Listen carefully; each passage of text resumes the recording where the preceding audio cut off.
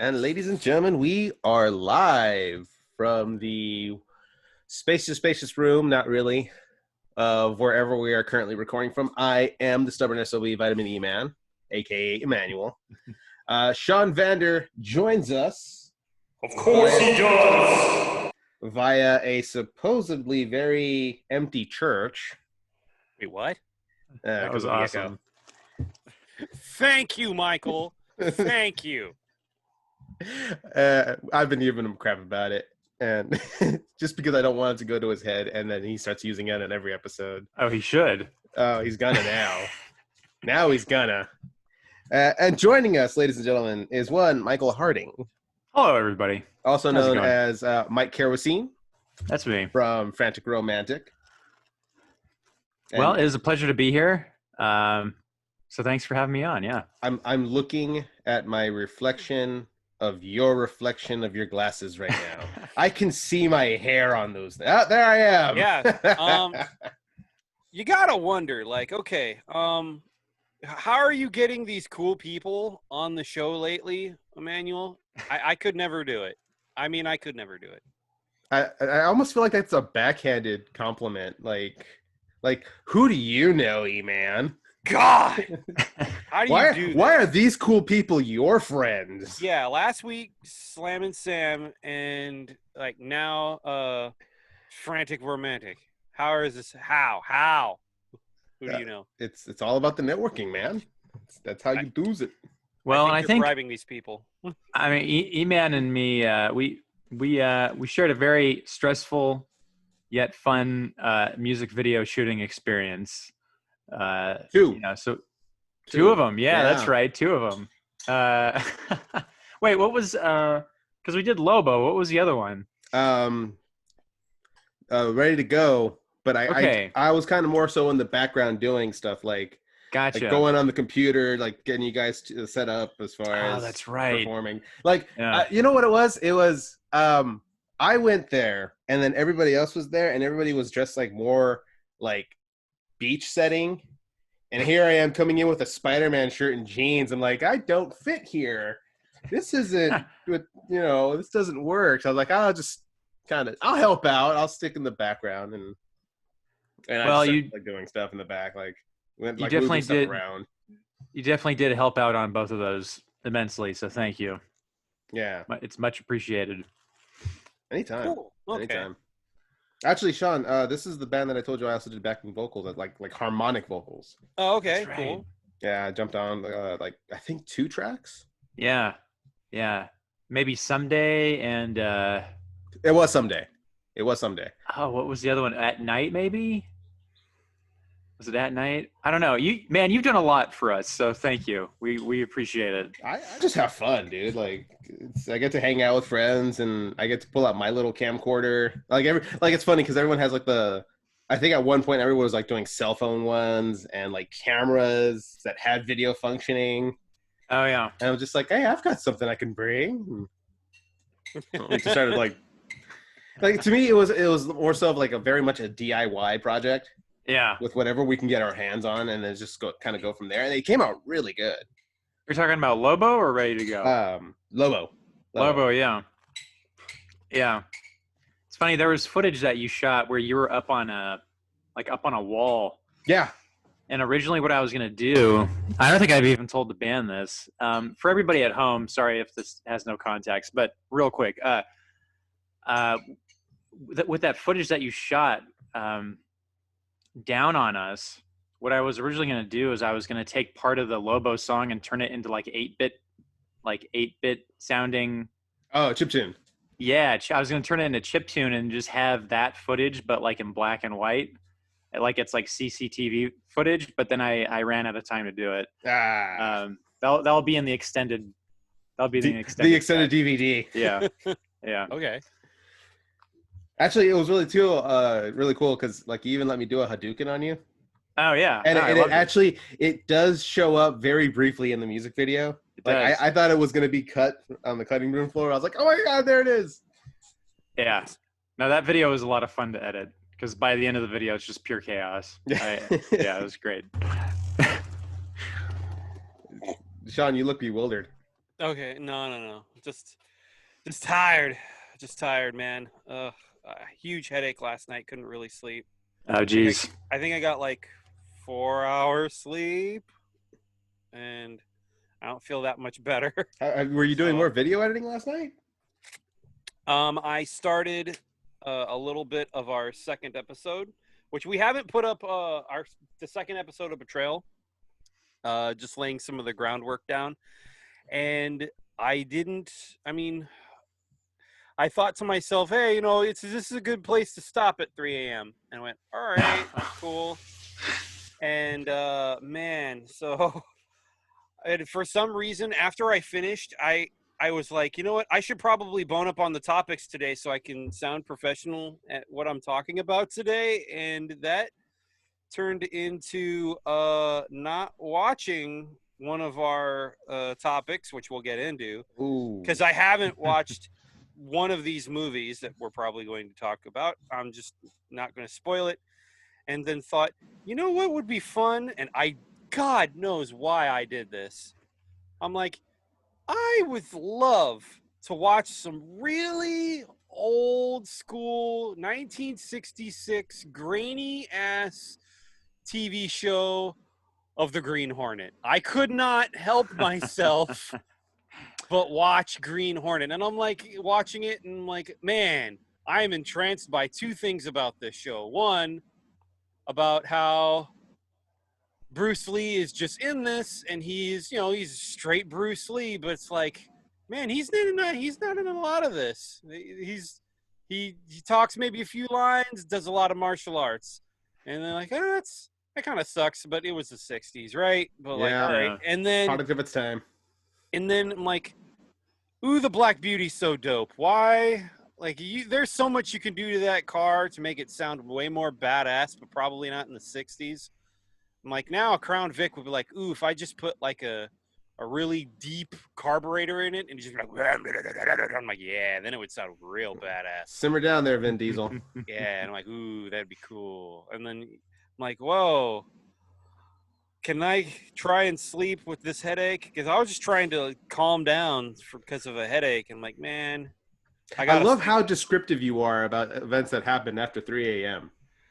Yeah. Well, that's the witching hour, isn't it? Yes, it is. The dead hour. I can't help keep those hours, though. My actual profession forces it upon me. So fair enough. Yeah.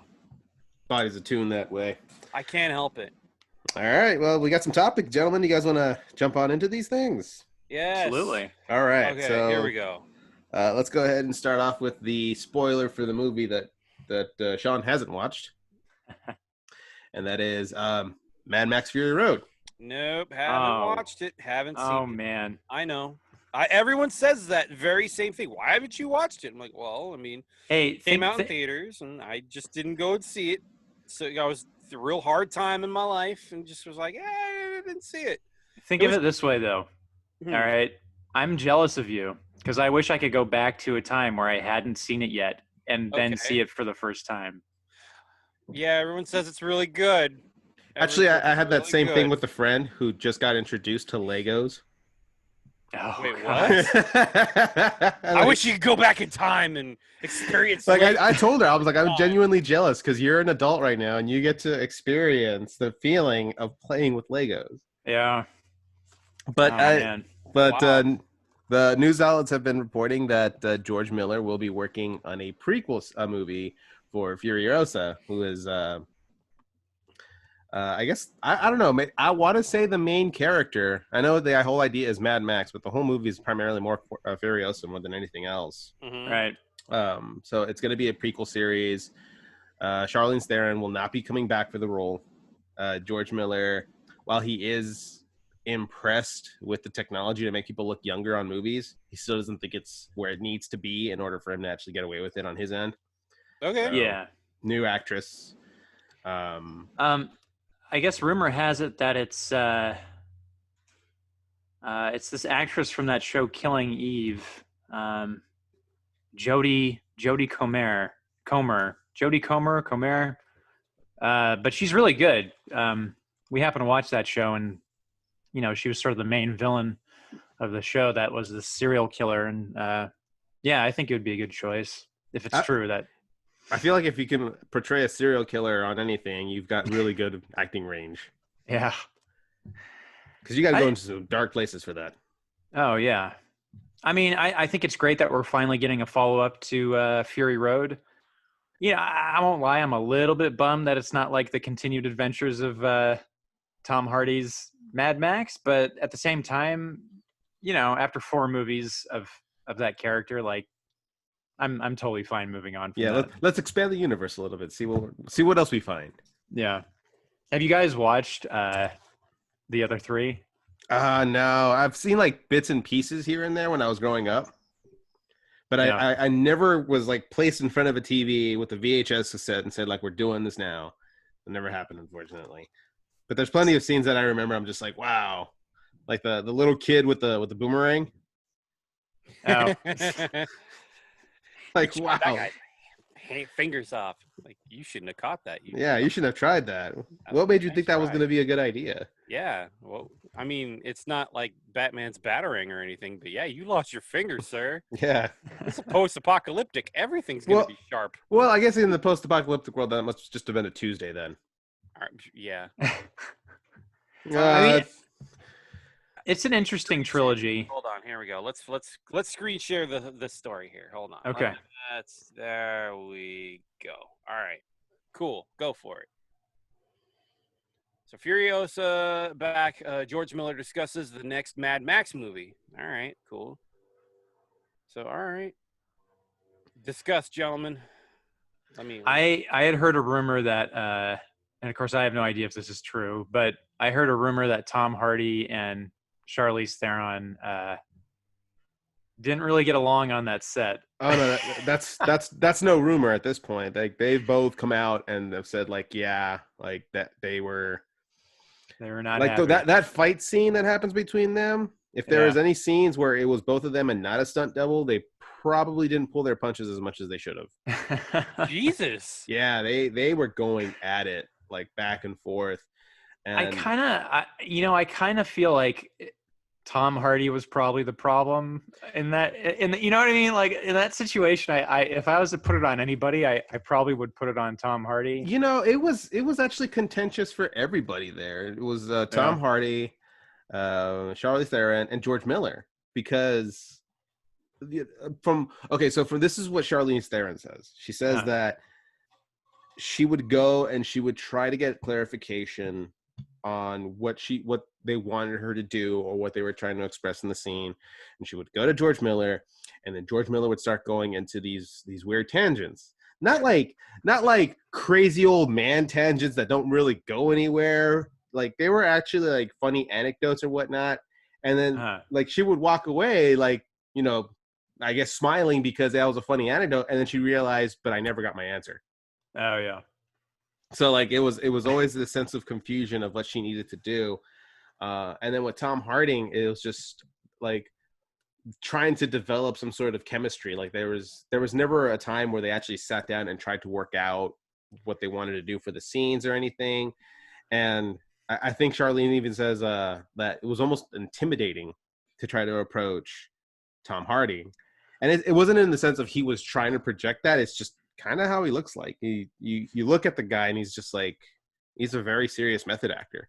And like the interesting thing about Tom Hardy is he's very naturally intense, and I mean, I'm pretty sure he's had a pretty intense history with film, yeah, in general. Yeah, sure. So yeah, I mean, I don't, I wouldn't peg him as like hard to get along with, but definitely intense, right? Yeah. And the way he played Mad Max is I feel like he watched whatever those 3 other movies and he just said, okay, I'm just going to do exactly what get into character and Mel Gibson did with this and just mumble my way through the whole thing. So yeah, I mean, he basically played it off to be as much of that character as he could. So yeah. And again, no like lasting animosity towards it. They pretty much squashed it, but yeah. And if you think about it too, everything was shot on location. Yeah. Well, so that movie, I mean, I feel like that movie. I heard somewhere that movie. I mean, it took like 8 years to shoot. Or not to shoot, but at least 8 years to put together. Holy And shit! and like it cost them $250 million. And basically, they rigged a ton of cameras onto a bunch of different vehicles, and then like. I mean, I forget how many hours of footage they had, but basically it was up to George Miller's wife to go through whatever, I don't know if it was like 1,600 hours of footage or something, but just to go through like a ton of footage and have to whittle it down to a 2-hour long movie. In sickness and in health. Yeah, Jeez. it was crazy. What the hell movie takes 8 years to film? Well, there was a bunch of things that ended up happening that ended up stopping production. Right. They had to stop production a few times. Yeah, I think the September 11 attacks was one of them. Oh, really? Yeah, like they had to stop production for it altogether after that happened. George Miller's an odd cat. He was slated to do a Justice League movie back in I think like 2006. Okay. Yeah. I don't know if you guys heard about that, but they were going to film in Australia. They had started casting, and it was just going to be George Miller's Justice League movie, and for whatever reason, it fell through.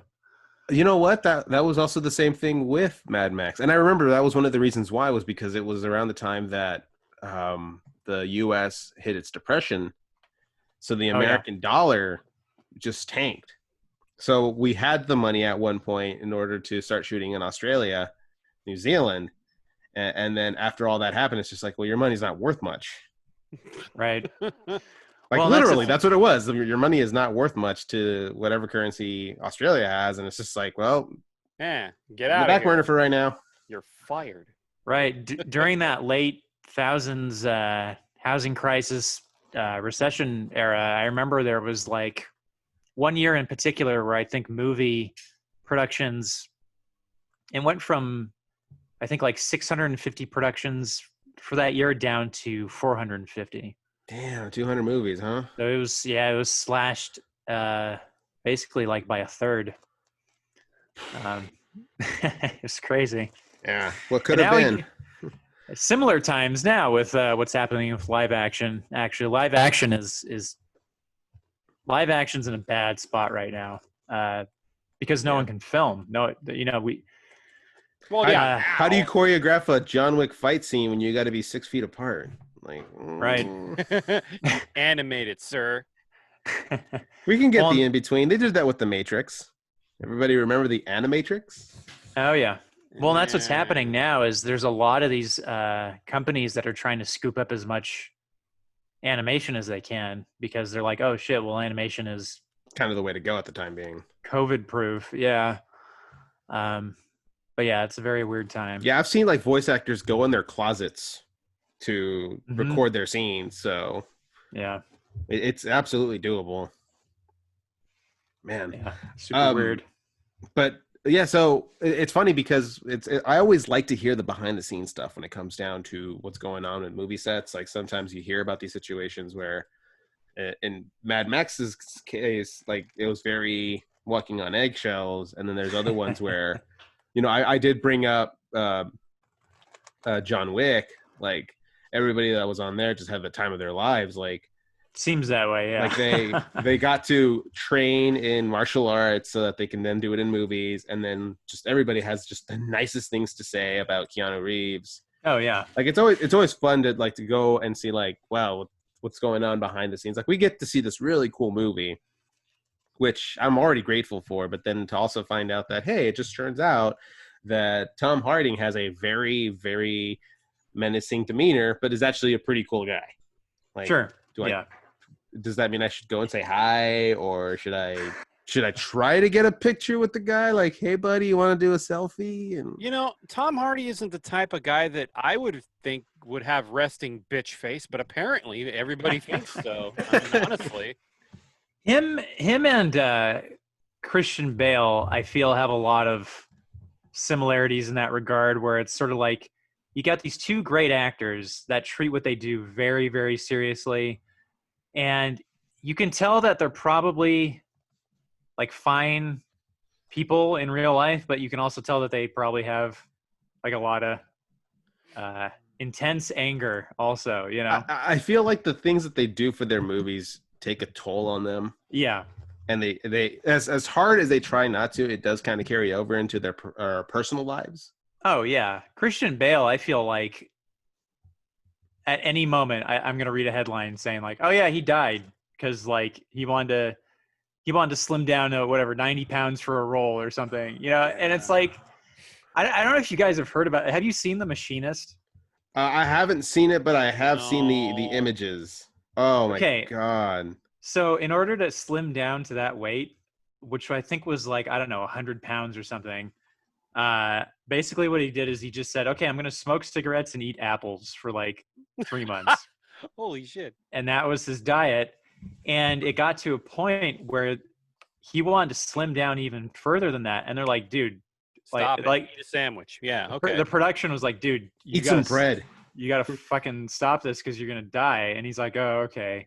And then 3 months after that movie wrapped, he started filming Batman Begins. 3 months.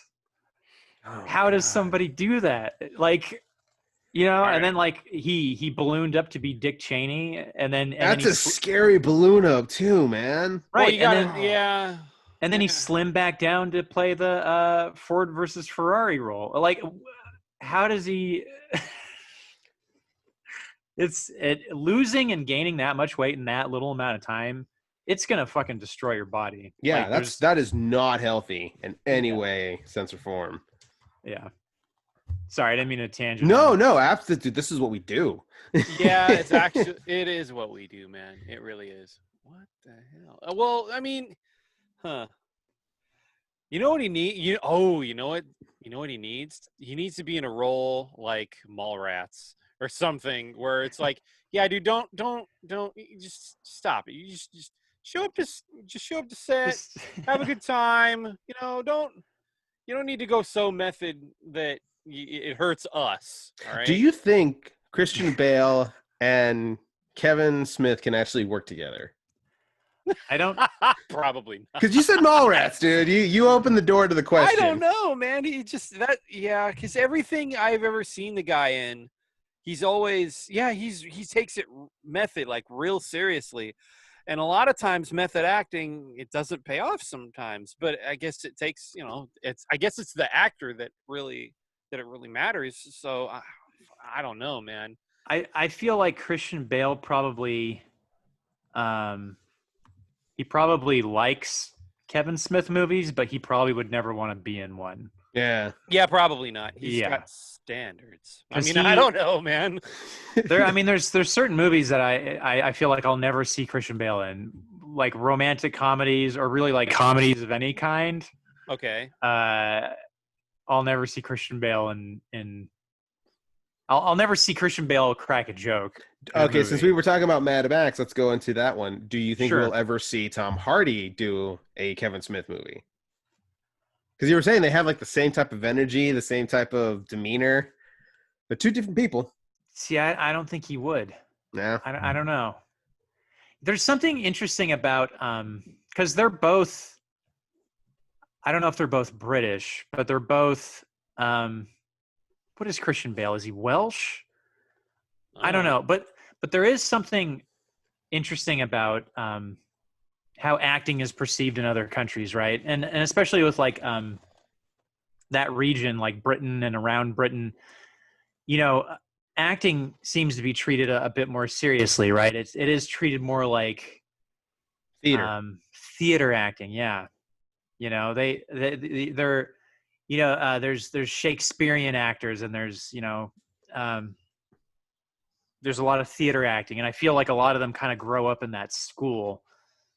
So like asking them to do something like, oh, hey, you want to pop up in Van Wilder or something? What I mean? It's just kind of like, well, I didn't really get into the business to do that. What if they actually did that and realized they're actually really funny? Oh yeah.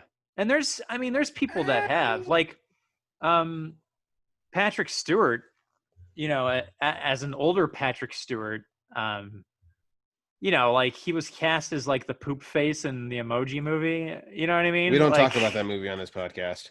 I've never seen it. No, we do. You want to know why? Because you have to know about the bad movies before you can talk about the good ones. Right. And Patrick Stewart being the poof emoji in Emoji Movie. I mean, honestly, dude, he's just having fun. Yeah. Oh, yeah. Which is what, like, really method actors could do to be like, hey, look, all right, dude, if you just want to make 200,000, just fucking phone it in. I don't know, man. I don't fucking care, dude. Just for your health, man. And, yeah. But you got to think that it's like, no, my integrity, my whole, my career, it matters. Sir, I am an actor. I am an actor. Dare you. Well, and there's a chance, right, that like, okay, Christian Bale, if he lives to be 70, there's a chance that he'll turn into a jollier version of himself, yeah, and then he could like, play. I don't fucking care what the hell I'm in. He can play a poop. Yeah. You know, I was actually surprised when I started hearing Patrick Stewart in Family Guy. Because that's where he was just like, you would hear this dignified voice say some like random dumb things. And that's just like, steady work for him, though, man. Yeah, I mean, clearly, Seth MacFarlane's a huge Star Trek fan, so there's a reason for it. But I think once they like did the guest spot, they were just like, hey, we got this line we want you to say. I want to give that a go. And he probably saw it and he was like, that's funny. Let's go with this. Yeah. God, I'm trying to think of what. Now he's Snyder, the inner monologues voice for Joe Swanson's little girl. Yeah. And it's just like, just hear that. It's just like, it's so weird. Because Patrick Stewart, you know, there's very few celebrities that I would actually want to meet, you know, because I feel like most of them are kind of weird psychopaths or sociopaths that I'd rather not meet. But Patrick Stewart, I feel like if I was to meet him, I would just be, I would be enchanted. You know what I mean? Yeah. Yeah. He has that presence about him, you know. He's knighted and everything. Oh, yeah. Oh, yeah, he is Sir Patrick. He is Sir Patrick Stewart. He's Sir Patrick. But yeah, I mean, I don't know, like Tom Hardy. I don't know what I'm trying to think of a role he can be in where it's goofy and it's like, I don't know. Put him in the Lego Movie, or I don't know, man. I can't. I mean, that would be a good start. Yeah. Just so that he could, like, he doesn't have to worry about like facial emotion or anything. It's more so of the voicing that they want, the pitch, the tone, and then like from there kind of go up, you know. When he was still up and coming, I remember him being in a movie. I think it was him and Chris Pine and Reese Witherspoon. Okay. Where it was like two spies fighting over this woman. This was like maybe 10 years ago or something. I gotta look this up. So I mean, he ahead of you.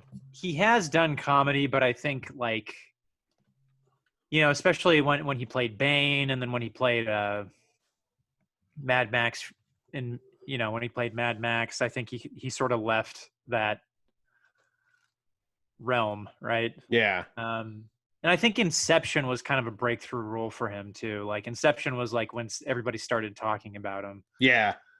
That was the first major thing that I remember seeing him in.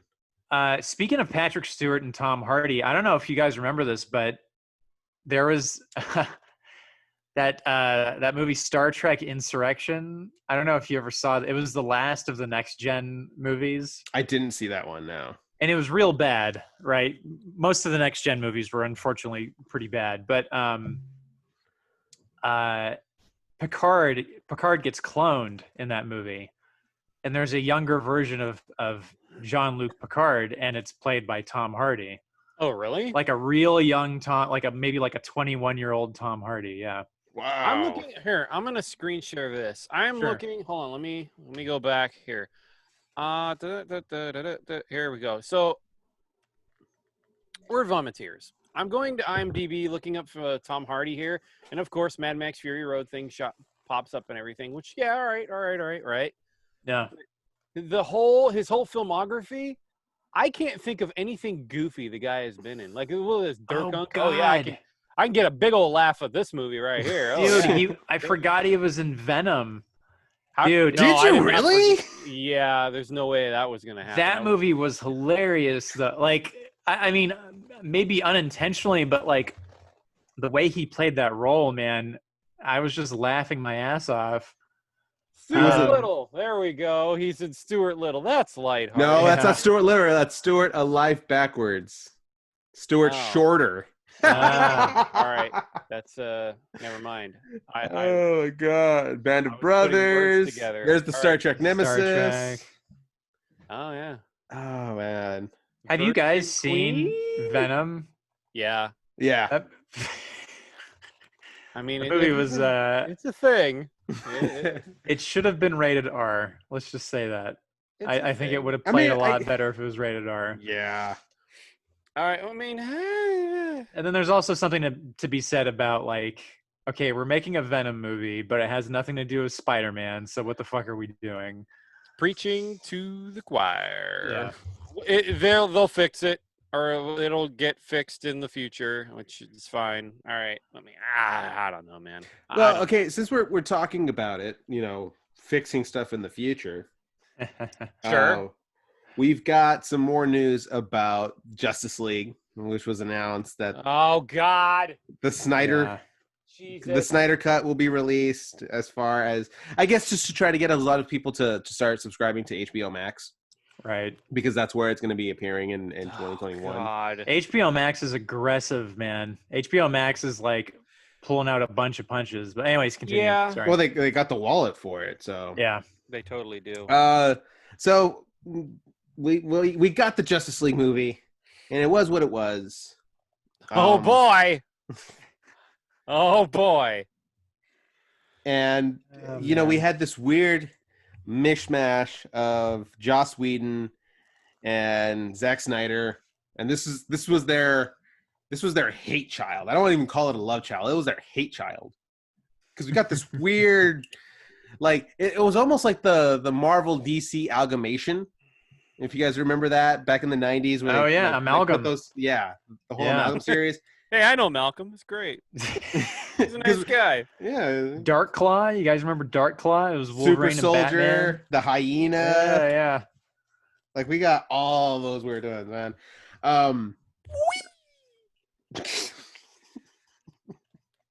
Thank you, Sean. No problem.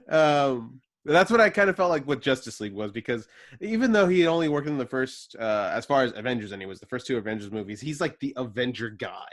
He's like a Marvel guy through and through, even though he's not. He's not. Who, Snyder? No, Whedon.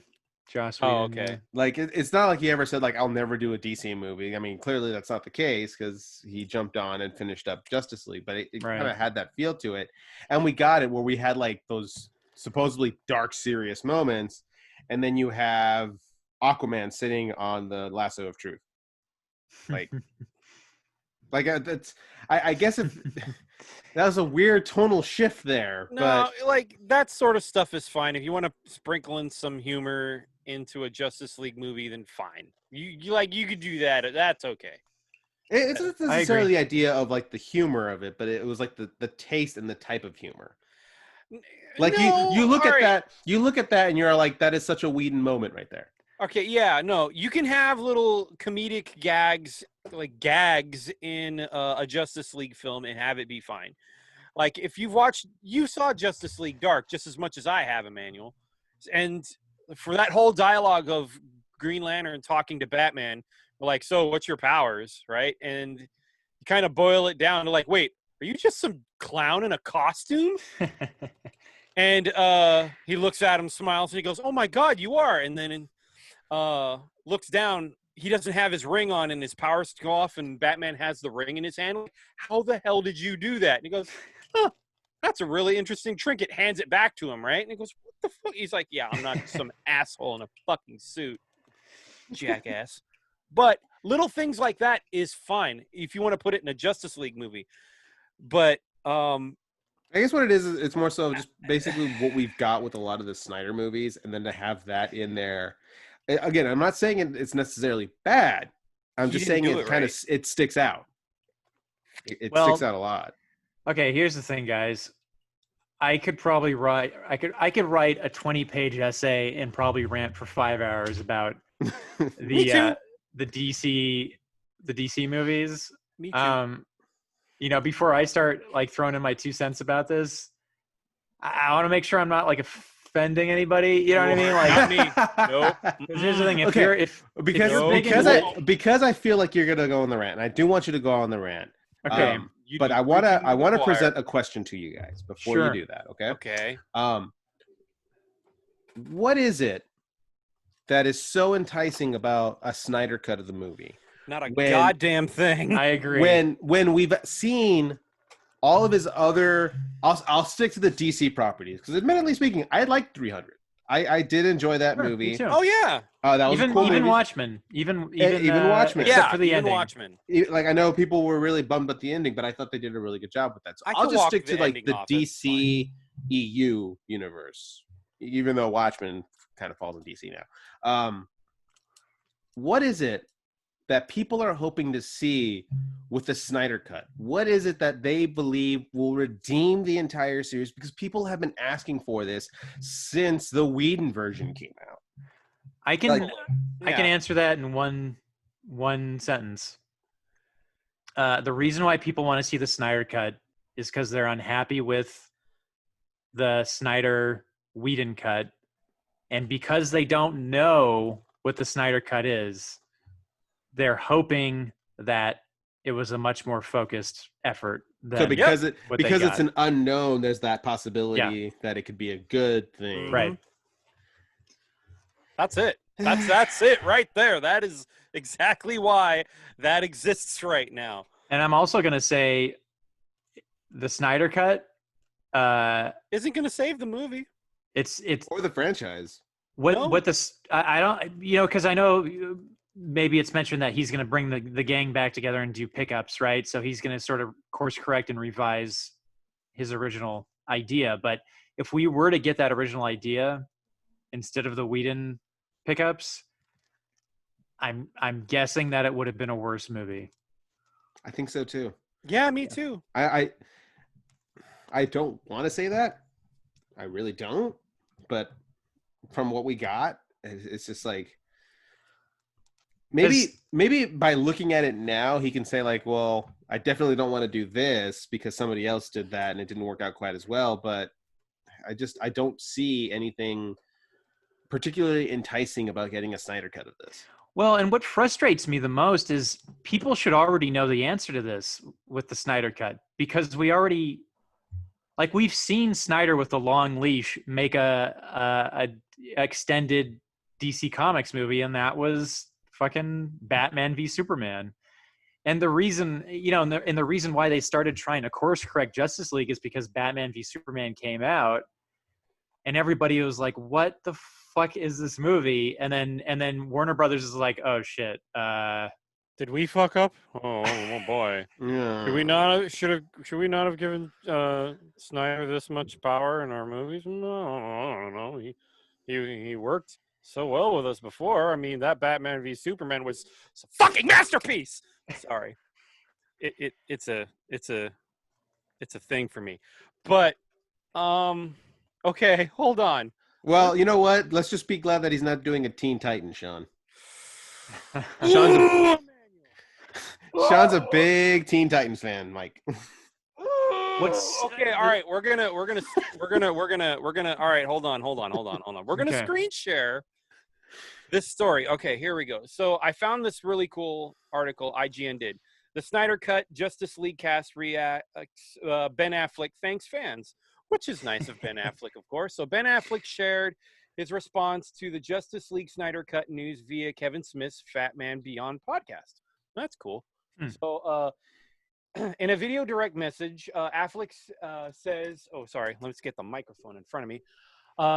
Says he's very excited that Zach is getting a chance to finally see his vision realized, and thanks the fans for helping make the Snyder Cut release a reality. I love Zach and I love his vision of the film or the movie, and I look forward to everyone getting a just chance to see it, Affleck said. and the rest of it, blah blah blah blah blah. I'm not even going to go into that, but let's stop sharing that. Here's my thing. Now, is this a chance for Snyder to be like, oh God, they completely fucked up? Because Snyder was essential to the whole movie making process of Justice League. It wasn't until he Just the gave creation of that universe. It was his whole thing, right? It was his whole thing. It wasn't until, I hate to say it because I know I like to bash on him, but there was a family emergency. He had to step away from the film. Right. And his daughter passed away. Yeah, that's very serious. I get it. And that's where he should be.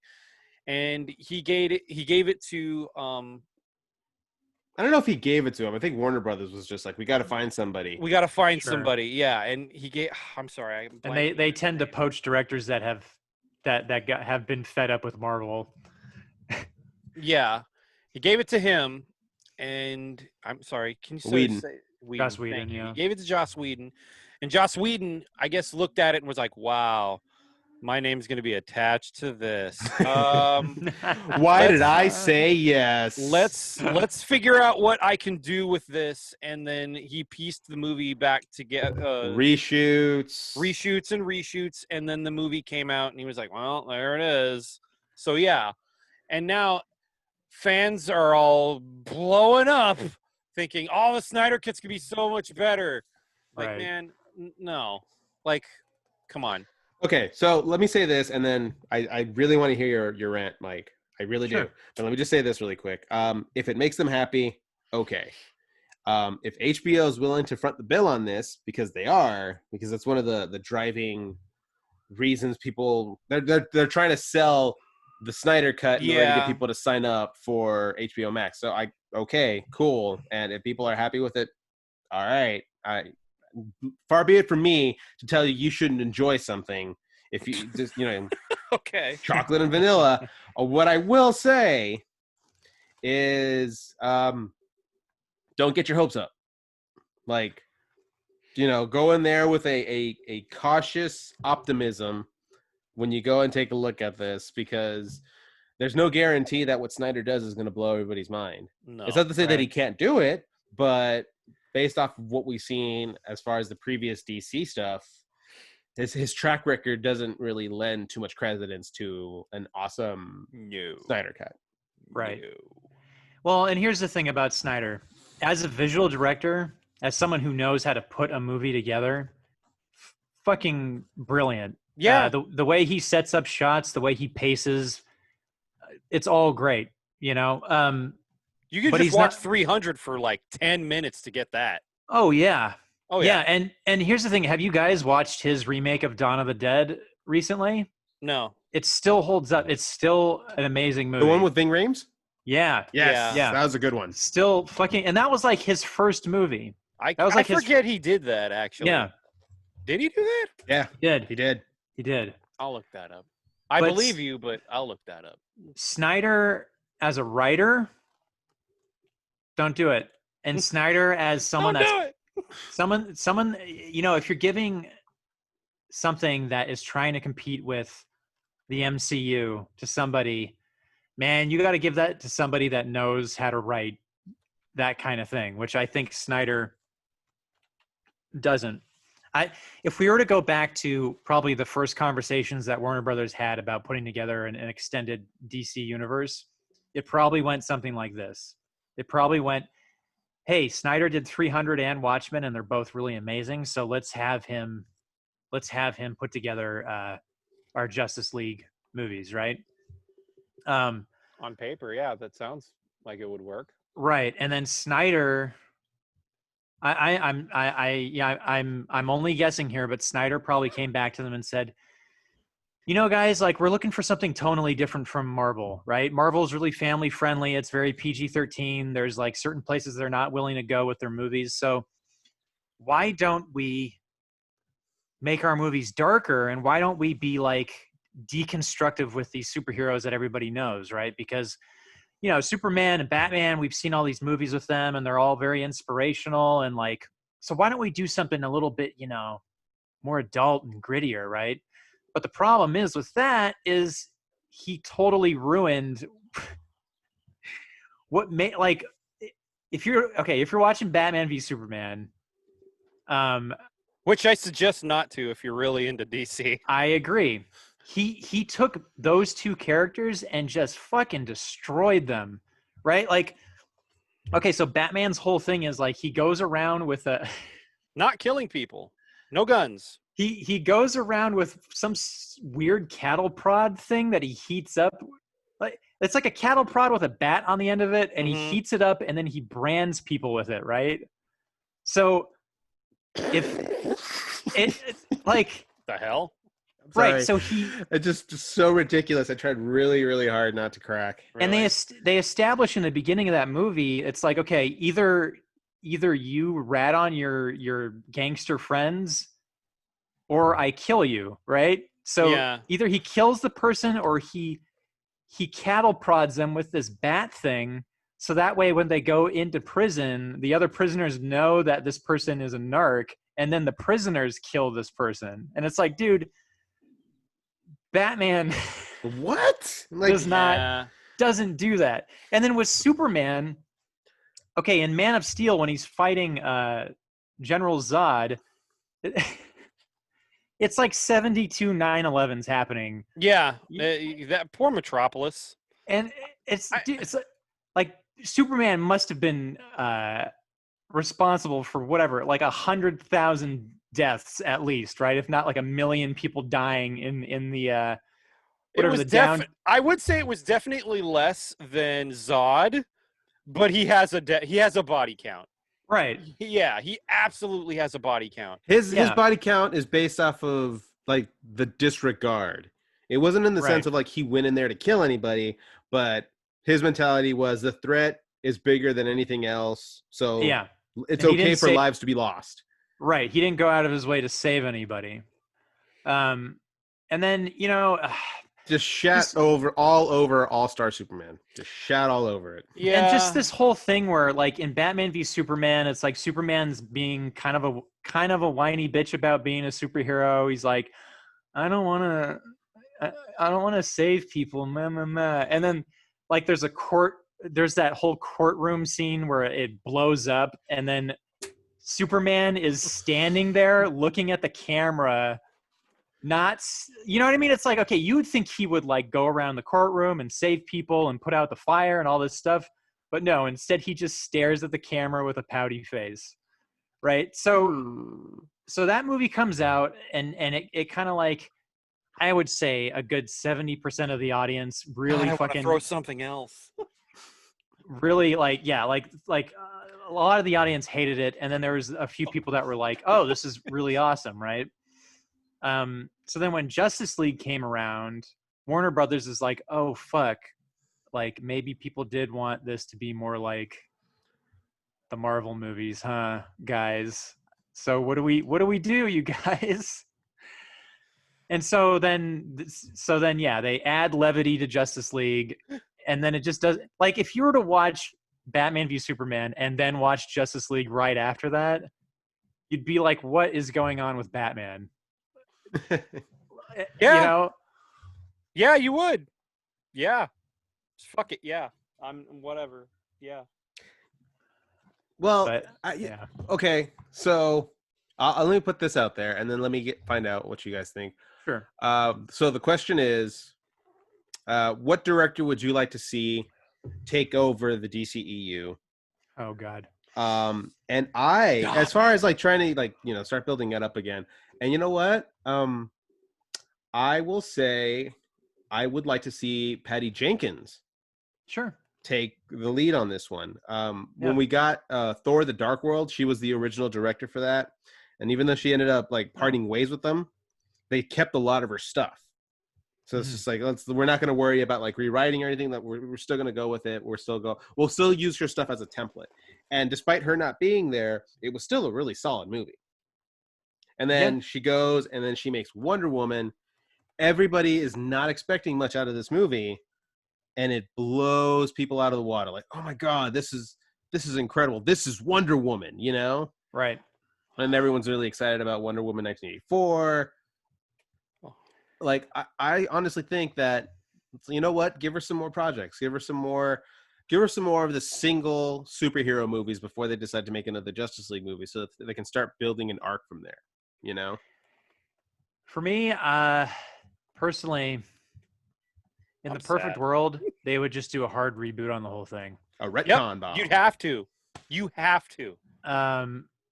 As much as I like that first Wonder Woman movie, I'd say, hey, go ahead and make a trilogy. You know what I mean? Let's go ahead and just let's go ahead and make this trilogy, because yeah, that first Wonder Woman movie was good. I thought tonally speaking, it's like, yeah, this felt like a Wonder Woman movie should. Yep. I don't want to see Ben Affleck as Batman. I'm sorry. So you're saying we need what we need is a flashpoint then?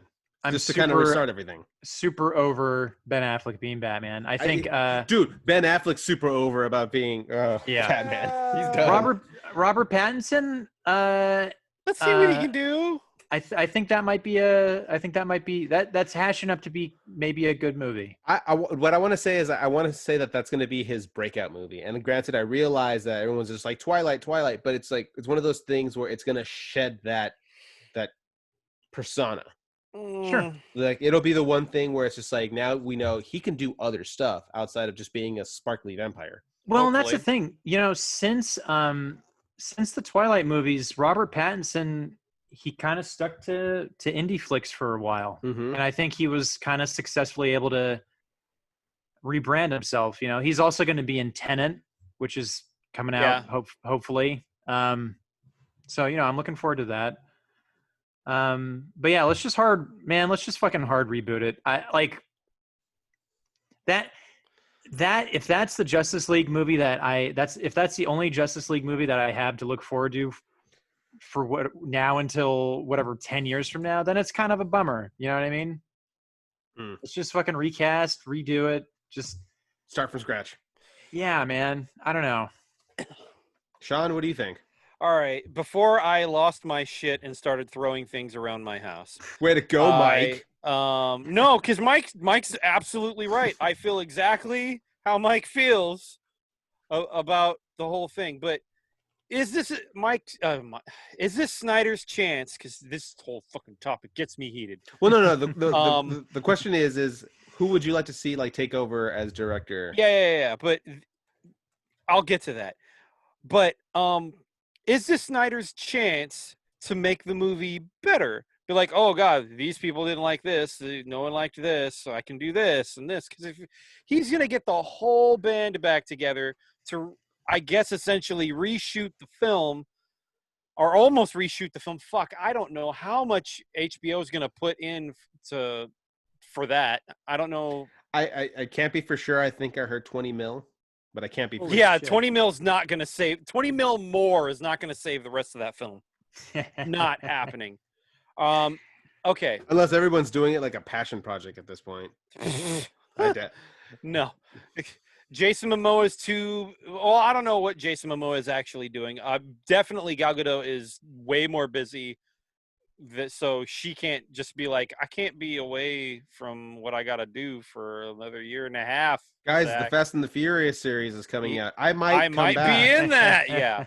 So, and Ben Affleck's got rehab basketball movies, and he's got those basketball movies he's got to do. Yeah, whatever, something. I don't know, man. But whatever happens, fuck it. If you want to ask a director that can actually do that movie well, see, it's tough, man. You want to look at what Marvel's done with their films, and those guys have worked in advance. They set up a whole thing to get the whole Marvel MCU to work the way it does. Yeah. And it's not even one director, it's many directors getting together, and a lot of Disney getting together, and everyone being on the same page, and everyone being just nice workflow. Everyone's cool. There's no egos. There's no nothing to just hamper the whole film. It's like lightning in a bottle that made the whole MCU basically work the way it does and flow and function the way it does. So to have the whole DCU to be rebooted, you got to have a bunch of people who are really cool and just sit in a room, chat, and be like, all right, let's see what we can do. Like, oh, we can a new Batman film. All right, Rob Pattinson is doing it. Is that movie going to be good? You know, like maybe have his director work on get together with whoever's going to be doing some other movie, like the Wonder Woman movie. I don't know, man. You have to make it all work and flow. So you're up for the idea of just like retconning the entire thing and starting. Yeah, and keep Snyder away from it. I want to say it's his fault because it is. Well, let's be honest. Warner Brothers okayed it afterwards. Like they were essentially the final say, and they're like, "Yeah, this is good. Let's do it." And they're the ones that are casting the checks. They're the ones that saw even Superman and went, "Fucking perfect, great." Like I feel like everybody might have said something, but the head honcho was there, and they're like, "We don't want to piss off the head honcho." So yeah, it was awesome. Yeah, whatever. And not even that kind of thing. Like whatever. It doesn't matter if Superman's killing a gajillion people and everyone's treating him like Jesus. It's still good. People are still gonna go to the movies and see it, right? And like, fuck that. No, you can't have that attitude with like movies, man. You just can't, because someone's gonna see it and be like, "Oh wow, that was bad," and then they're gonna critique the shit out of it, and that's how it happens. That's how Justice League happened. I'll be honest, since Batman v Superman happened that way. Since Dark Knight Rises, which I know is everybody's least favorite Nolan Batman movie. Yeah. And granted, I mean, I liked it, but there's things I didn't like about it. But anyways, since then, and I guess whatever, we'll just say in the last 8 years of Warner Brothers treating their DC movies a certain way. Mm-hmm. I've only really liked, I don't know, 2.5 movies out of what they've done. I thought Aquaman was dumb fun. It was just a fun time at the movie theater, but it was nothing to be too wowed with. I thought Captain Marvel was good. What's that? Captain Marvel was good. Or Shazam? Yeah, Shazam. Oh yeah, that was good. I that's actually probably my favorite out of all of them. Yeah. And, Wonder Woman, sans the third act, which I thought got just real silly. Yeah, it did. I mean, I liked that too, but everything else, I want to know your guys' take on something. Sure. Our way. Because for me, that Joker movie was just a miserable movie. It's hard to watch. That first half hour of the Joker movie is hard to watch. But when you start, like, past that, you're like, the slow Madden descent. I'm like, all right. And then when he goes on to Arthur Miller's show, and I'm like, this is going to be bad. This is going to be bad. And it's going to be good, but it's going to be bad. And then, yep.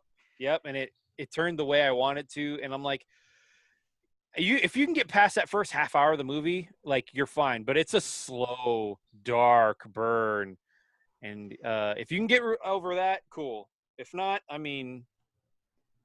And here's the thing: I thought Joaquin Phoenix did an amazing job, and he deserved his award and everything. Mm-hmm. Oh yeah. I don't know. With that movie, You can't make him the new Joker, though. You can't. No. And if you want to spin everything off of the Joker movie, I mean, maybe. I don't know. It's going to take a director and some writers, and you can't have Arthur be the Joker anymore, because that's not going to work out. But he's a great actor, though. The problem I kept running into is I thought, if this movie was just named, like, Clown, and it had nothing to do with Batman or anything, then I would have been like, okay, this is like a cool movie. But what I kept running into when I was watching it, and I just felt like, man, like, when I'm looking at this guy doing his thing, I don't see the Joker, like he's not cracking jokes. He's not being clever. He's not really even being, like, charismatic. Mm-hmm. And I don't know, there's just this weird sad disconnect for me where I was just like, how is this guy the Joker? And then, spoiler alert for anybody out there, well, I won't spoil it, but they do a tie-in to Bruce Wayne at the end, and I was just like, oh, come on, you don't have to have that in here. Like, it's not serving any purpose. But whatever. No, I guess not. They did put that in there though, and it was weird. But I'm like, it's not like Arthur went over and killed Bruce's parents. No. It was different clown. It's definitely probably the same dude that I keep forgetting who. Oh, Joe Chill. Is that who killed Bruce's parents? Yeah. Okay, yeah, cool. Thank Joe you. Chill. All right. It could have been Joe Chill under the clown mask, like real easy in that movie. Like, fine, that's okay, and I can forgive that. Like, that's fine. And I like how it's like Arthur is the catalyst that made like Gotham, like, just go completely bonkers insane. And I'm like, all right, that's fine. Yeah. I think it goes back to what you were saying earlier about how they want to deconstruct the characters. They want to try a different approach. Let's make Thomas Wayne a piece of shit. But he was a bit of a piece of shit in that. But I get why he was a piece of shit. I would be a piece of shit. But I think the problem is that by trying to deconstruct the characters, you take away the things that made them the unique characters. You know, like imagine if they went and they made a Mr. Freeze movie. You know, Mr. Freeze first started off as a joke character, and then became. I think you can make a Mr. Freeze movie, and then he became a sympathetic villain. Yeah, right. One that you can genuinely feel bad for, and even though you don't condone what he's doing, you understand it. Well, that's one of the great many things that Batman the Animated Series did. Yes. Yeah. Like, why would you want to deconstruct that? Why would you, at that point, decide you want to go in that direction when you have characters who have such unique, artsy and they have such good properties to them that it's just like, just make a movie with that. Like, go through the comics. That's your script right there. Yeah. See what I mean? You don't necessarily have to follow the comics. You can make original stories, but keep in mind that this character has their unique things about them that make them really. If anything, if we're going off of Batman has one of the best rogues gallery, hands down. Oh yeah. You have a template of what they should do. How would this villain go about doing this? That's your story right there. That's what you can start creating. And then how would Batman stop it? Right. So if anything else, the Batman movies, if they decide to make more Batman movies, it shouldn't be about Batman. It should actually be about the villains. They're the ones that should to shine a little bit before Batman eventually comes in and takes them down. Well, and that used to always be the model. You know, I mean, definitely with the 89 and the 90s movies, for better or for worse, the top billed actors were always the villains, and the central, I mean, the characters that drove those movies, I mean, the central conflict was always with the villains, right? It was always, we get to see what the Joker was before the Joker and why he wants revenge on his old gangsters, even though really you're not supposed to know anything about the Joker before he was the Joker. But anyways, and then with Batman Returns, right, it's like, okay, we get to see how the Penguin became the Penguin. We get to see how Catwoman became Catwoman. Same with Batman Forever, with Two-Face, with Riddler. You know, Bruce Wayne has always been basically an immovable object. It's always been like, okay, after you know that his parents died and then he trained to be Batman, there's really nothing going on with him other than he just needs to save the day. And that was one of the things that I really loved about Batman Begins, and probably why it's my favorite Batman movie, is like, oh shit, we actually do get to feel for Bruce Wayne. And this is a movie that is about Bruce Wayne, and it's done really well. Yeah. Ergo, Batman Begins. Right. But, one thing that I haven't seen with a Batman movie that I would really love to see is just Batman on the beat. You know what I mean? Like, I'm so fucking tired of having to sit through these, like, villain origin stories. And it's like, dude, can we just get a movie where we have the villains, everybody knows they're the villains, and we just see Batman on the beat in this fully realized, contextualized Gotham City where it's like, oh, hey, maybe you see the Mad Hatter, maybe you see Scarecrow over here, maybe you see, you know, these folks just exist already, and we don't need to see them. Well, I think that's one of the issues with these movies is that a lot of the times a large portion of the movie is used to introduce the villain, and we have to understand their motives and everything, despite the fact that these characters have been around since like the 1930s. So we kind of already have an idea of who they are. I can't remember what movie did it, but there was a movie that just skipped through an origin. They didn't do an origin. They just kind of jumped right in there, and it actually turned out pretty good. I'm really upset that I'm blanking on what movie it was. Well, like Black Panther, the movie, right? And then also Spider-Man Homecoming.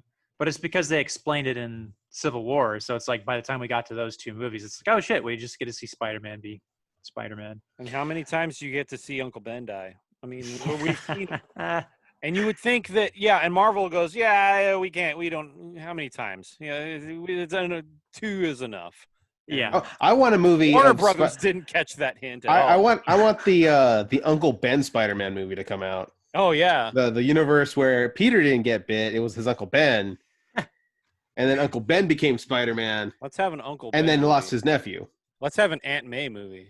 Well, wasn't there a Flashpoint comic where it was like instead of Bruce's parents dying, it was Bruce that died? Yeah. And then like his Martha Wayne became the Joker. Martha Wayne was the Joker, and Tom Wayne was the was Batman, right? Yeah. Yeah. I want to see that movie. That'd be a hard ass movie. Yeah. Batman goes, I use guns. I'm a great martial artist, but I use guns. I kill people. Not above, spilling some blood, right? Great. It's easier. All right. So, he's as far as the Punisher at that point. just to wrap up this little topic, God, we can go. Let's just thumbs up or thumbs down. Sean, Snyder cut, thumbs up or thumbs down? I'm gonna say thumbs down. But this is a chance for Zack Snyder to actually do something with that film. I think you're gonna shove it even more up your butt, but whatever. Okay, Mike, thumbs up or thumbs down? I'm gonna give it a hard that, and I'll tell you why. Okay, is because I think people are expecting something akin to like, oh, this is gonna be like Blade Runner, the director's cut. This is what Ridley Scott really wanted Blade Runner to be. I think that's what people are expecting. Oh, his magnum opus. This is going to be it right here. Oh. But what people are going to get is something more like the Rogue cut. Days of Future Past, the Rogue cut. That's what people are going to get. And did anyone watch or care about the Rogue cut? No. No. And HBO put all that money down for what? I'll watch it. I will watch the Snyder cut because I am genuinely interested in seeing what he would have done with it. But I do also get the impression that it's going to be worse. Oh yeah, yeah. How many more Spartan nipples can we put in this film? You know what? I don't know.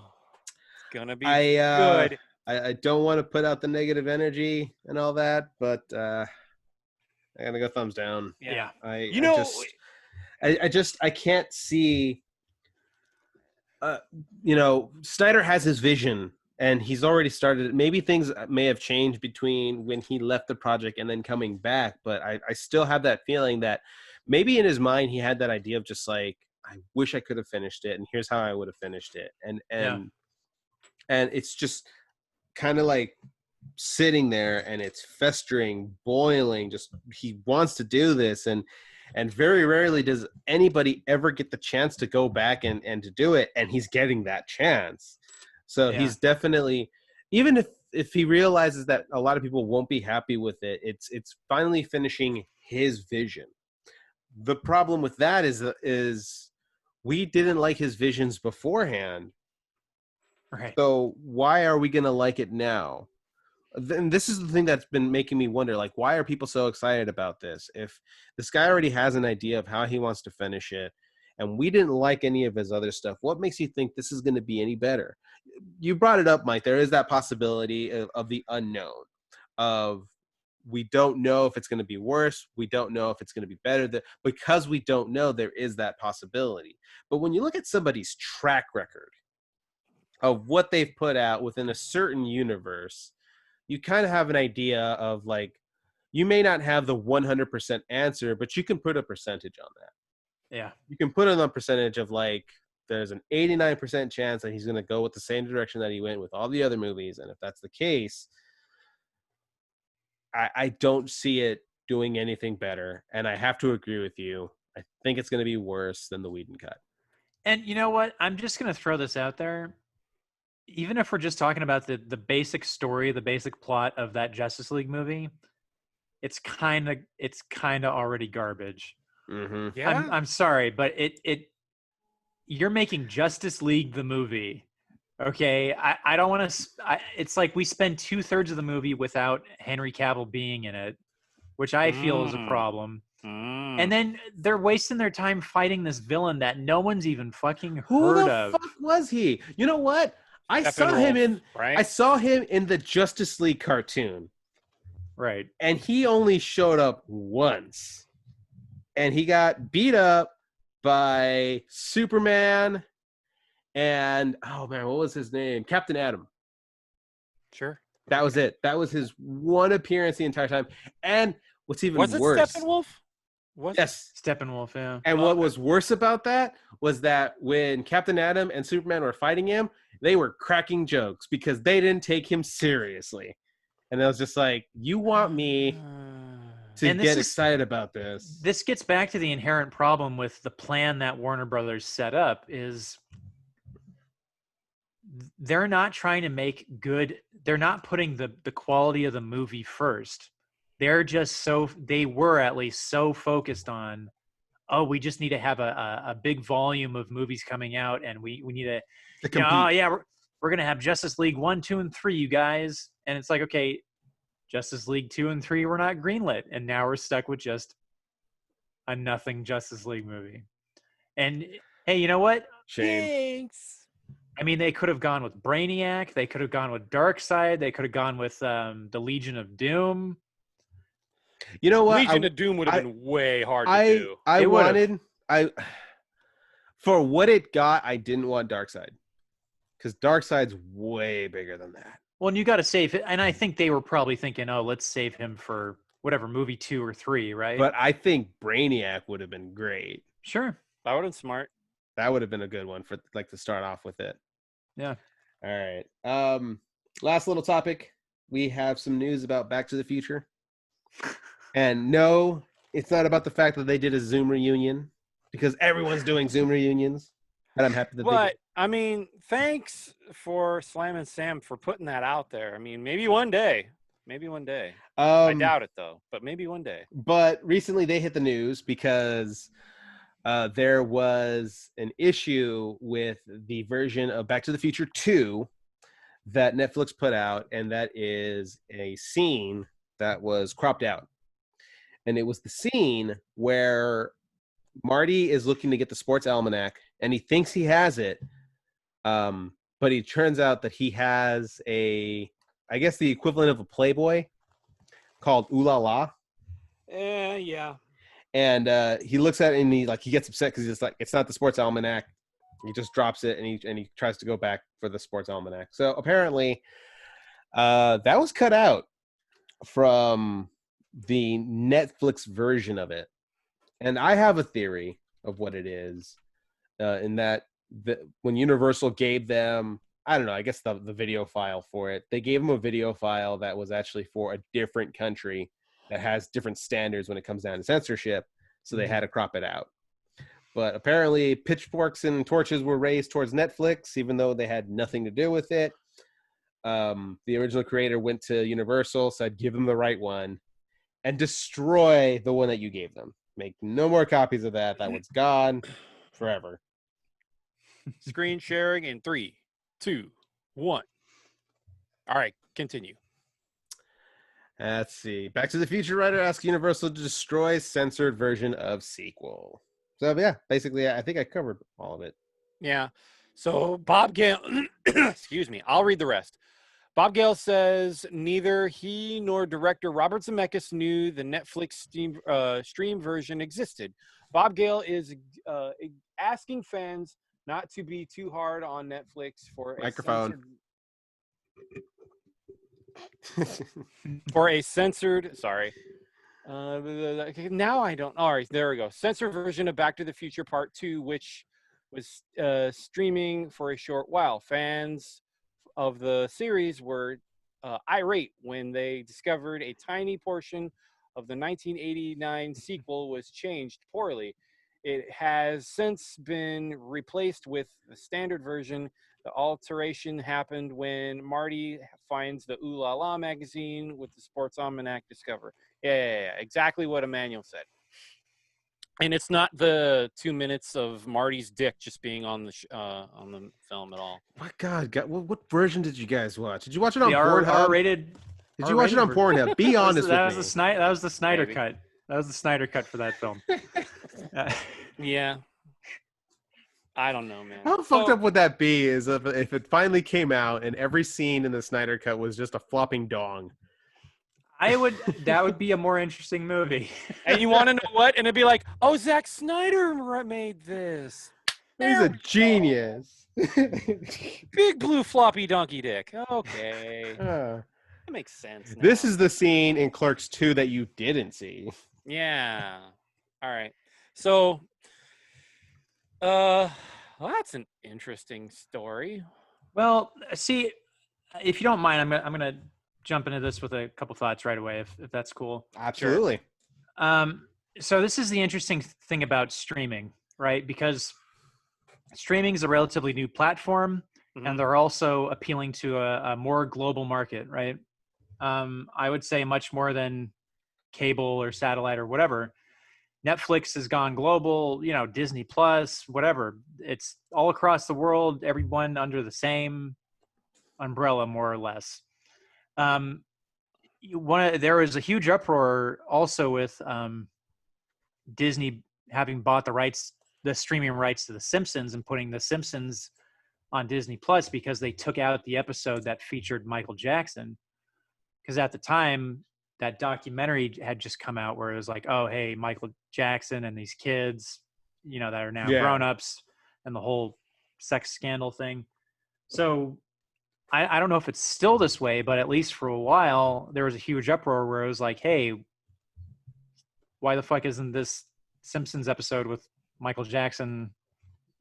It's like, okay, we're supposed to have the whole entire series of this, but we're missing one of the bigger episodes. Anyways, the interesting thing is I think a lot of entertainment nowadays is tailor-made to a more global market.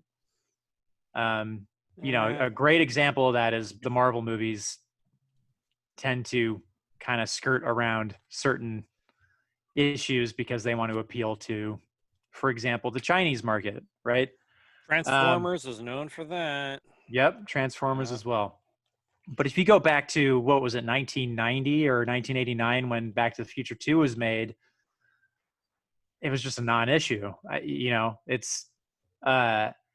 Do I agree with it? Absolutely not. I feel like if you're going to watch a movie, hey, you should be watching this movie the way it was meant to be seen. But this is also something that's not new, right? I mean, if they were to show Big Lebowski on Comedy Central, for example, they changed that line. There's that famous scene where Walter's bashing in the dude's car and he's like, this is what happens when you fuck a stranger in the ass, right? Yeah. And then they changed that to, this is what happens when you meet a stranger in the Alps. Something, when you French a stranger in the Alps or something. Right. Yeah, it was weird. Sometimes, though, I laugh specifically because of the censorship, like what they try to come up with and like fill it in. So the line in itself isn't funny. It's the fact that they try to use that line to replace it is what I find hilarious. Totally. So even then, some of the censorship on there is funny, but it's funny for the wrong reasons. Well, and this is why I definitely make a point of seeing movies in the theater, and I also make a point of I'm still one of those old geezers that still buys Blu-rays. Because Because if you were to buy Back to the Future on Blu-ray, you're not going to run into. Hopefully, you're not going to run into a cropped out ooh la la scene magazine. Yeah. I don't know. What are your guys' thoughts? Okay. Like the way now that I keep hearing this, and I've read the article myself, because that was the article. Sorry, guys. So what me and Emmanuel tag teamed and read for the audio listeners. That was the whole article. That was it. Literally, there's not much to that article, and I put that up there to make the podcast today more movie centric. And yeah, because we talk about games a lot. But now that I'm reading it, I'm like, you know what? So what? I'm like, so what? I mean, because like the if everyone has watched, I hope everyone's watched Back to the Future 2 at this point. Where Biff got Ooh La La magazine, it doesn't matter. I don't need to know that Marty picked it up in like the year 2021 or wherever, what time of the year he came back to or went to for that. I don't care. It's not that big a deal. Huh? No, I know it was. No. I know he went back to 85 or whatever, or 18. Wait, what? 1955. 1955. Yeah, he went back to 1955. In the future, what was it? It was the year 85. 2015, right? 2015, yeah. It was 2015. Oh, okay. When did the Cubs win? In real life. In real life. I'm a real nerd. Whenever they won, it was the year previous to it. Yeah, and I didn't get my hoverboard, and I was mad at Robert Zemeckis for not predicting that part. I think we're all mad that we don't have our hoverboard. But like, dude, like regardless, like it's not that big of a deal. I didn't need to know where Biff got the Ooh La La like nudie mag. It's not that. Who cares? I agree. I guess in the for the movie anyway, the grand scale of the movie is that it's really not anything that really required explanation. Like how do I put this? It wasn't like a focal point in the movie where it set something up. It was just more so of like a throwaway gag. Yeah. So there's movies where you want to keep the throwaway gag, and there's the ones that you don't. I think this falls into the category that doesn't. If you want to watch a movie where there's a throwaway gag, watch a Jackie Chan flick, because there's like really cool flips and moments where he falls down and he gets hurt, but it's not to set anything up. It's just for the purpose of it's a gag. Like that's it. Like, but it's funny at the very least, you know. Did I guess let's put it in like a time travel setup. Had Marty not found the Ooh La La at all, really have affected the future in the movie? No. In fact, it wouldn't have changed a damn thing. But I get why fans would be upset. Like, why did you change this? Why did you put this in here? Well, it's why did you take it out in this case? Oh yeah. Why didn't you take it? Why didn't you take it out? Yeah, purist. Yeah, he's absolutely right.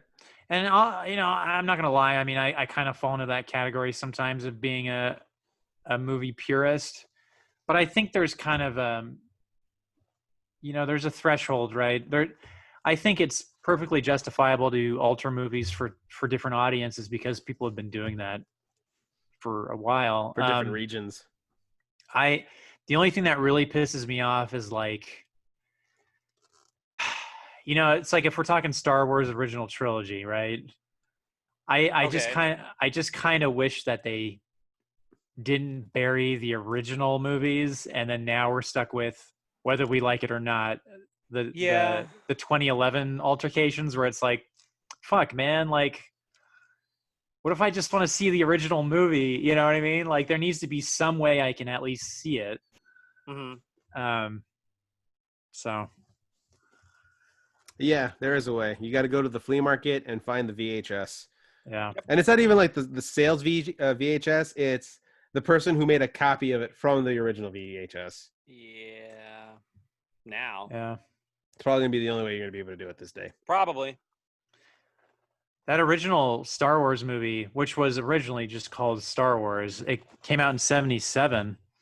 And by 78, George Lucas was already changing shit with it. So to find the original cut of that movie is basically near impossible. Shame. Yeah. All right.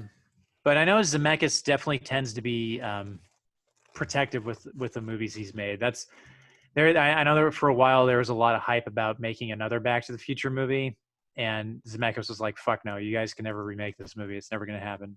Thank God. Yeah. Yeah, I mean, I can't imagine you making another. Like, Well, this wait, isn't was a it making really. Another one or rebooting it? Rebooting? Oh yeah, no. Rebooting. I've always said I've got no issue if you're gonna continue on with the story of something, like if you're gonna bring back something that's old, but like 20 years later, 30 years later, or something. That's fine, but I don't need to rewatch something that I saw 20, 30 years ago, especially when it was so good the way it was. Yeah. Like it's not necessary anymore. I would rather just go and buy the Blu-ray of the triple pack and just rewatch it. That's what you guys should do. Re-release it on Blu-ray with all the bells and whistles, any old interview content that you have. Just put it all in there. You really don't have to spend the money to remake it. Just remaster it, send it out. Here's my 15, 20, 25 bucks because it's Blu-ray, or actually like 70 bucks because it's all three movies. Yeah, and I think, when we got into the 80s especially, we did sort of started to reach a point, but especially by the 90s where the whole idea of remaking a movie those movies don't really need to be remade. We entered an era where things started to kind of plateau a little bit more when it came to movie technology. And granted, I mean, there's been leaps and bounds, certainly, right? Digital technology, all this stuff that has happened. But, you look at Back to the Future, those original ones, and you think to yourself, yeah, this still holds up. There's no reason why this needs to be redone. Yeah. All right. Well, gentlemen, we've hit the 90-minute mark. Nice. Oh, don't sound so sad about it, John. All right. This got dark. We started talking about Snyder. They just pissed me off. I'm a huge DC fan, and it's just whatever the fuck. That's why I threw the Teen Titans note out there. Yeah, they're my favorite. Don't fuck with them. Huge fan. All right. So it's part of the show, Mike, is when we have our final words. We can either promote anything that we're doing, social medias and all that. So if you'd like to go ahead and start us off, where can people follow you? If you want to be followed, all that good stuff. Sure. Thank you. Well, first of all, thanks for having me on the show. This is excellent. Anytime you want me back, I'm down to come on. As the E-Man had mentioned before, I'm the vocalist for a band called Frantic Romantic. If you just type in Frantic Romantic on Spotify or Facebook or Instagram or YouTube, you'll find our music videos, live performances, all kinds of stuff. I think that's about it. I work on a show called Mama Name Me Sheriff. But yeah, you can check that out if you want. Adult Swim. Yeah, it's a spinoff of a show called Mr. Pickles, but you can find all that on Hulu. That's it. That's all I got. Thank you for having me on. Thank you very much, sir. Sean. Okay, so last week I didn't stream. I was really tired after a lot of this. Some stuff happened around the house, and I just couldn't pull it off. But hopefully, I can stream tomorrow on a Sunday, which is usually out of the norm for me. But I can totally stream maybe a little bit of Final Fantasy. Which means, ladies and gentlemen, go to his Twitch stream for the stream that he did yesterday. Oh, yeah. I keep trying to remind you about this, Sean. I know. We record Saturdays, and my bad. But just check me out at Vander978 at twitch.tv. And, I'll be getting some of the streaming done. And also, I am going to have to put Emmanuel in a headlock to take the video I edited for Betrayal on House of the Hill, where it's done. First episode's done. It's the two of us both of us are really afraid of what Emmanuel likes to call a Steve Carino, and I like to call Virus C. So we have to. We'll figure something out. Yeah, and it has to happen this weekend so we can put it on the YouTube channel. And I hope you dig what was put out, man. What I really worked my blood, sweat, and tears to get that going. And my editing prowess is really towards the end of that video. So right on. Check that out. All right. Ladies and gentlemen, thank you so much for listening, for watching, either if you're doing it on YouTube or listening to us wherever you get your podcasts. For Sean Vander, Mike Kerosene, and a missing Randy Kings, unfortunately, but he should be back in the very near future. I am the stubborn SOB, Vitamin E Man, reminding everybody that in times of chaos, be kind to each other.